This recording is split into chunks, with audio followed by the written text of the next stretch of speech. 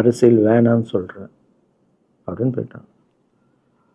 அந்த ஃபேஸ் வந்து அதுக்கப்புறம் அடிதான் நம்மளுக்கு. சரி, இந்த உலகத்தில் அம்மா மீறி பண்ணலாம், ஆனால் நான் உருப்பிட மாட்டேன். எனக்கு நல்லா தெரியும். இந்த உலகத்துலேயே எனக்கு யாருன்னா எங்கள் அம்மா தான். அது அம்மா இல்லை, எங்கள் கடவுள்னே சொல்லலாம். நான் எதிர்க்க பார்க்குற கடவுள். சரி, அம்மாவுக்கு சொல்லி புரிய வைக்கலாம். என்னடான்னு தலைவர்கிட்ட போய் எப்படி சொல்கிறது? பசங்கிட்ட ஒரு பயங்கர பில்டப் கொடுத்துட்டோம், அது இதுன்னு எல்லாம் வேலை வேற பார்த்துட்டு இருக்காங்க. என்ன பண்ணுறது? அந்த டைமை பார்த்து கொரோனா வருது. ஒரே ஷாக்கு. வெளியே போக முடியாதுன்றாங்க. இல்லைன்னா முடிஞ்சு போச்சு. பிரச்சாரம் பண்ண வெளியே போக முடியாது.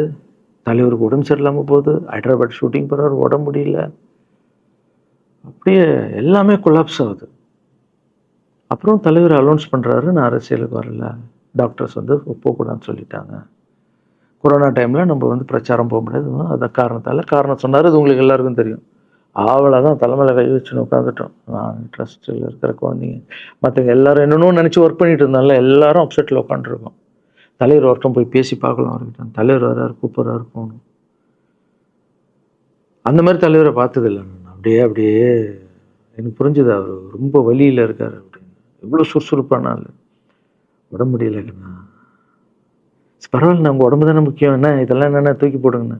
இல்லைங்கண்ணா, இத்தனை வருஷம் என்னை வாழ வச்சாங்கல்ல, அவங்களுக்கு ஏதாவது ஒன்று பண்ணணும்னு நினச்சாங்கண்ணா. இங்கே குத்துதுக்கண்ணா, எனக்கு என்ன பண்ணுறதுன்னு தெரியல, ரொம்ப கஷ்டமாக இருக்குது அப்படின்னு. அண்ணே அதை விடுங்கண்ணே எல்லாம் அப்படின்னு அவர்கிட்ட பேசிட்டு, அவர் வந்து அப்போது நான் முன்னாடி பேசும்போது அவர் சொல்கிறார், நான் கூட பதவிக்கு வரணும்னு ஆசைப்படல, இன்னொரு நல்ல ஆள், படித்த ஆள் அங்கே நிற்க வச்சு பார்ப்போம். யாருன்னே சொல்லுவேன், யாருன்னு கூட சொல்லலை. அது அப்படியே போச்சு. அவர் மனசுக்கு மட்டும்தான் தெரியும், யாருன்னு கூட சொல்லலை. ரொம்ப அப்செட்டாக இருந்தார். சரி, ஓகே, இதுவும் கடந்து போகணும். அப்படியே கடந்து போச்சு. எனக்கும் காஞ்சனா படம் அது இதுன்னு வந்து பெரிய ஹிட் ஆகுது. அதுக்கப்புறம் யாருக்கிட்டேயும் நீங்கள் வந்து யாரும் எனக்கு ஹெல்ப் பண்ண வேணாம். முதல் நாள் நான் வந்து கலைஞர் ஐயா கிட்டே ஹெல்ப் கேட்டேன்.